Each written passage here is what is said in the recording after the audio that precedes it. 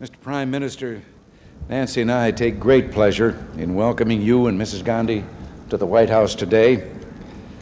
In 1949, your grandfather, Prime Minister Nehru, visited the United States on what he termed a voyage of discovery. He said that though we may know the history and something of the culture of our respective countries, what is required is a true understanding and appreciation of each other. Well, Mr. Prime Minister, your visit marks a continuation of that process of mutual discovery. Today, we celebrate the depth and vitality of the ties between our nations. We Americans place great value on India's friendship. Our shared democratic ideals serve as a bridge between us. Our cultural differences enrich our relationship. Our mutual commitment to the freedom and dignity of man set us on a different road, a higher road, than governments which deny the human rights so cherished by our peoples. Mr. Prime Minister, on this, your own voyage of discovery, you will find a deep well of affection and respect for India and its people. You will sense America's admiration for India's strength in overcoming adversities and a heartfelt sympathy for the tragedy that you personally suffered. You will also discover that the United States remains steadfastly dedicated to India's unity and that we firmly oppose those who would undermine it. Mr. Prime Minister, you will find that we respect India's non-alignment and recognize the pivotal role your country plays in South Asia.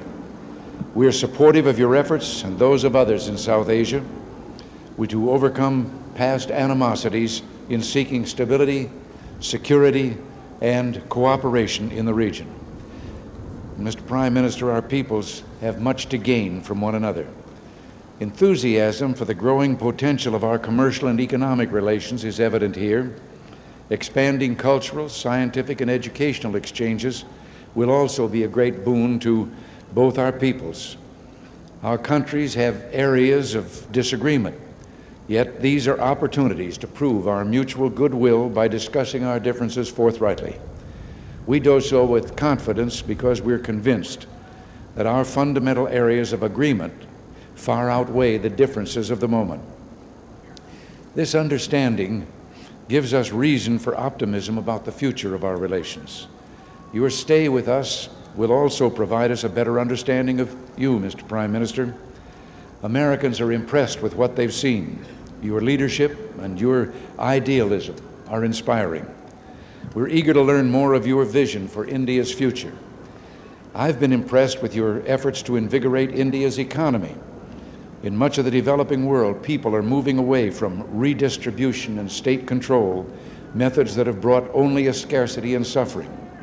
New and more successful models for development focus on incentives rather than controls, on production rather than redistribution. And here in the United States, we've found that reducing tax rates has been the most important factor in the progress we've made, and we have every reason to look to the future with confidence and optimism. Just as current technology overcame past problems, new technologies will provide solutions to maladies which today seem insurmountable. Free people, free minds, and free markets will develop innovations which will ensure a more prosperous and peaceful tomorrow. The people of the United States look forward to working with India in building a better tomorrow. 3 years ago, when the late Prime Minister Indira Gandhi and I met here, we agreed that a festival of India would advance America's knowledge of India's heritage and achievements. You will inaugurate that festival, now dedicated to your mother's memory, during your visit here this week. This is an auspicious year for such a festival. As you know, it has been dubbed the Year of India in recognition of a resurgent American interest in India's culture and history. I look forward to our talks, for I'm sure that, as with our predecessors, we too will be enriched by the exchange. This is an opportunity to broaden the understanding and deepen the cooperation between our countries and to advance the cause of peace in your region and in the world.